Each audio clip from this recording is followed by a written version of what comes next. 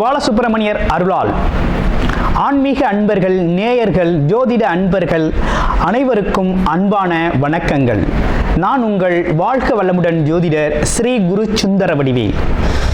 இப்போ பார்த்தீங்கன்னா 2025 நடக்க இருக்கிற தமிழ் புத்தாண்டு எப்படி இருக்குது, என்னென்ன விசேஷங்கள் இருக்குது, ஒவ்வொரு ராசிக்கும் எப்படி இருக்கும், என்ன செய்யலாம், என்ன செய்யக்கூடாது, என்ன விதமான வழிபாடுகள் செய்யணும், ஒவ்வொரு நட்சத்திரங்களுக்கும் என்ன விதமான பலன்கள் இருக்குது, இந்த ஆண்டு முழுவதும் இருக்கக்கூடிய கிரக பெயர்ச்சிகளால் ஏற்படக்கூடிய மாற்றங்கள் என்ன, வளர்ச்சி எப்படி இருக்கும், குடும்ப வாழ்க்கை எப்படி இருக்கும், சுப நிகழ்ச்சிகள் எப்படி இருக்கும், வீடு, வண்டி, வாகனம் மற்றும் அசையும் மற்றும் அசையா சொத்துக்கள் யாருக்கு அமையும், குழந்தை பாக்கியம் யாருக்கு கிடைக்கும் அப்படிங்கும் பல்வேறு விஷயங்களை பற்றி இந்த ஒரு வருடம் இருக்கக்கூடிய மொத்த பலனையும் நம்ம இந்த வீடியோ மூலமாக பார்க்க இருக்கிறோம்.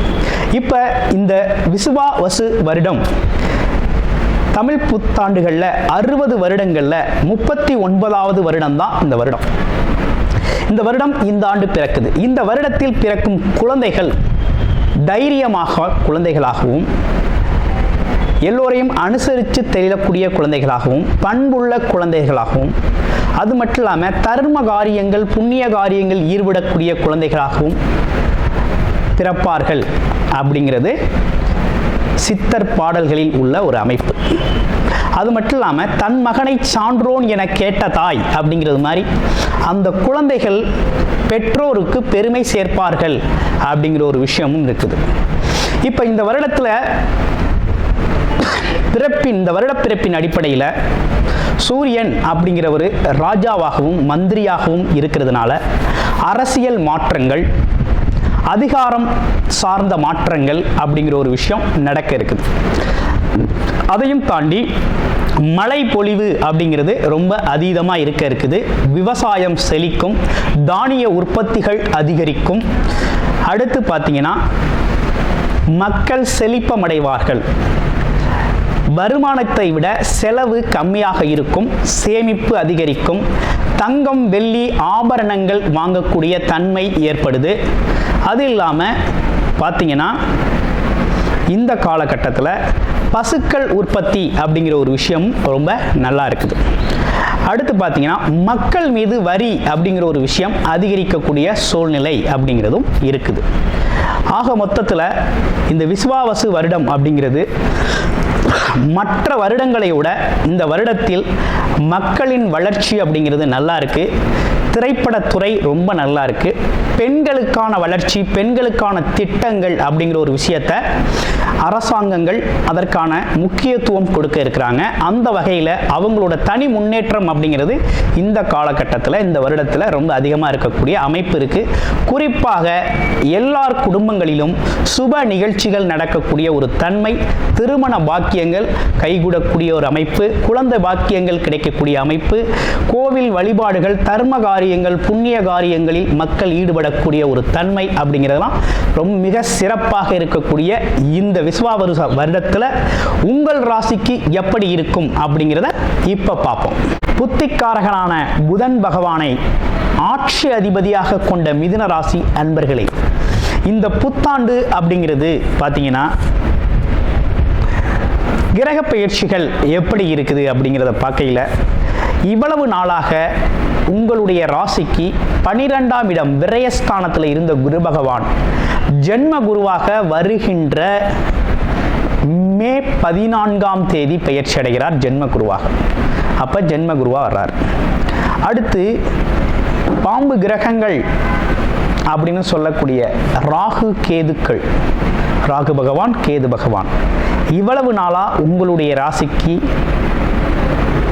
10ஆம் இடத்துல இருந்த ராகு, 4ஆம் இடத்துல இருந்த கேது பகவான் அப்படிங்கிறவங்க 9ஆம் இடத்திற்கு ராகுவும் 3ஆம் இடத்திற்கு கேதுவும் பெயர்ச்சி அடையக்கூடிய நிலை வருகின்ற மே மாதம் 18ஆம் தேதி ஏற்படுது.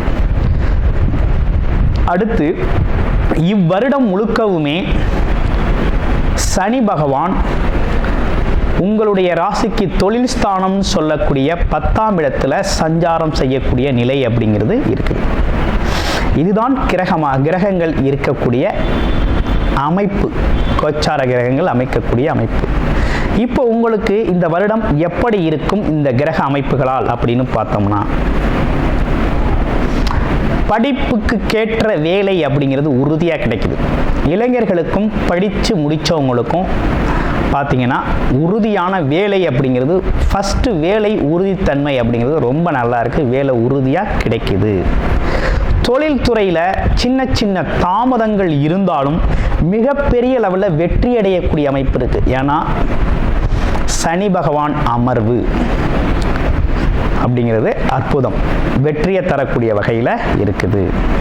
அடுத்து கூட்டு தொழில்களில் இருந்து வந்த சிக்கல்கள் மாறுது, பிரச்சனைகள் தீருது, நண்பர்களோட இணக்கம் ஏற்படுது. அப்போ கூட்டு தொழிலில் இருந்த பார்ட்னர்ஷிப் சேஞ்சஸ்லாம் பார்ட்னர்ஷிப்பில் இருந்து வந்த மனஸ்தாபங்கள் மாறி அதிகரிக்கக்கூடிய ஒரு தன்மையும், நன்றாக இருக்கக்கூடிய ஒரு தன்மையும், அதே நேரத்தில் புதிதாக கூட்டு தொழில் செய்யணும்னு நினைக்கிறவங்க தாராளமாக இந்த காலகட்டத்தில் தொழில் தொடங்கலாம், ரொம்ப நல்லபடியாக இருக்கும்.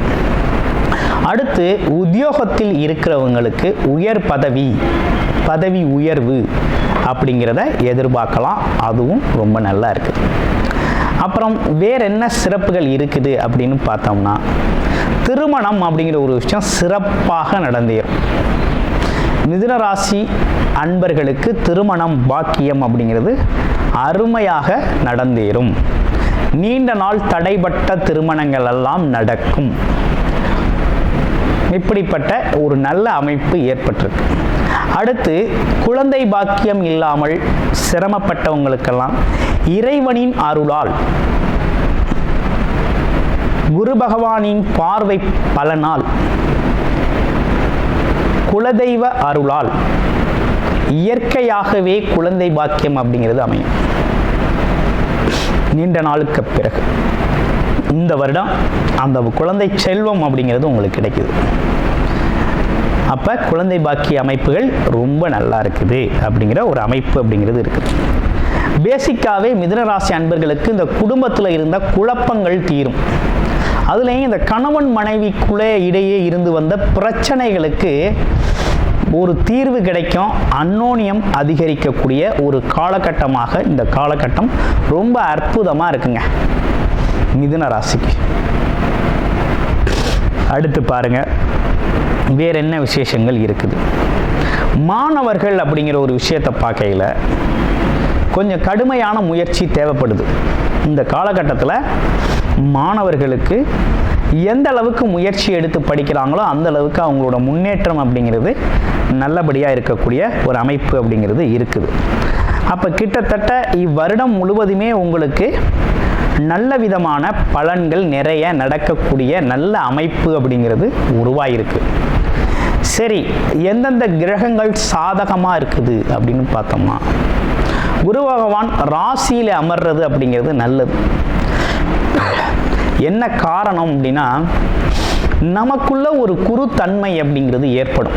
முதல்ல நமக்குள்ள குரு ஆற்றல் பெருகணும், நம்ம அந்த தன்மையை பெறணும். எதையும் நிதானமாக பார்க்கக்கூடிய ஒரு அமைப்பு, பொறுமையாக பார்க்கக்கூடிய அமைப்பு, அடுத்தவங்களுக்கு மதிப்பு மரியாதை கொடுக்கக்கூடிய ஒரு தன்மை. ஆமாம், ஒவ்வொருத்தரையும் எதிர்கொள்கிற ஒரு விஷயம், நிதானம், இப்படிப்பட்ட விஷயங்கள்லாம் நமக்கு வந்து சேரும். நமக்கு மதிப்பு மரியாதை அதிகரிக்கும்.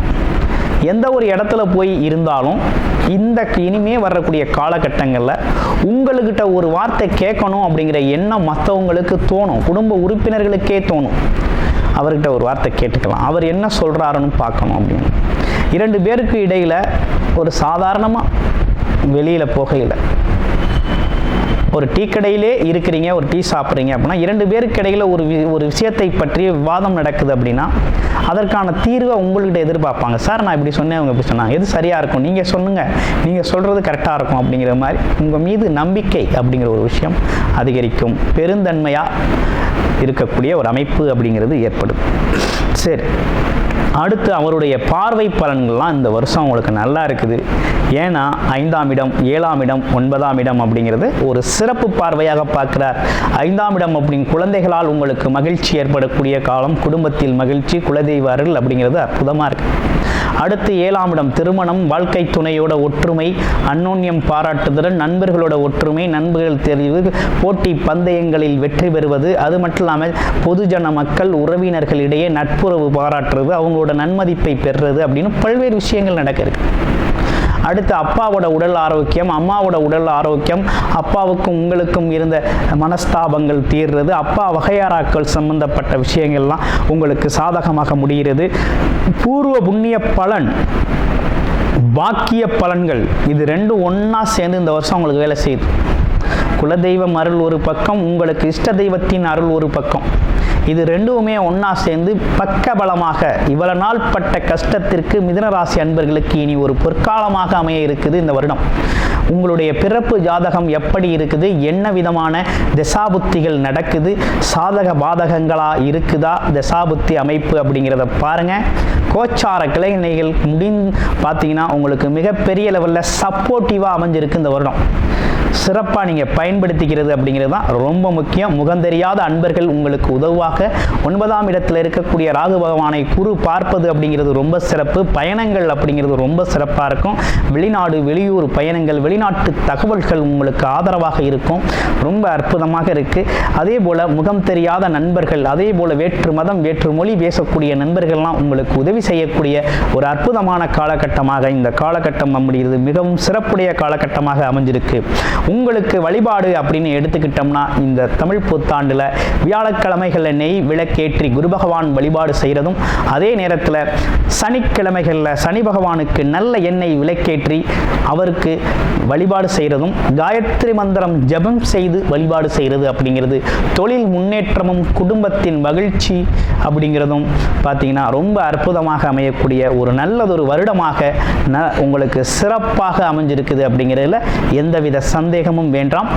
நன்றி, வணக்கம், வாழ்த்துக்கள். கூடுதல் தகவலாக நேயர்களின் விருப்பத்திற்கிணங்க நமது ஸ்ரீ பாலசுப்பிரமணியர் ஆலயத்தில் அனைத்து விதமான சகல விதமான தோஷங்களும் நிவர்த்தி அடைய பரிகார பூஜைகள் தொடர்ச்சியாக நடக்க இருக்குது.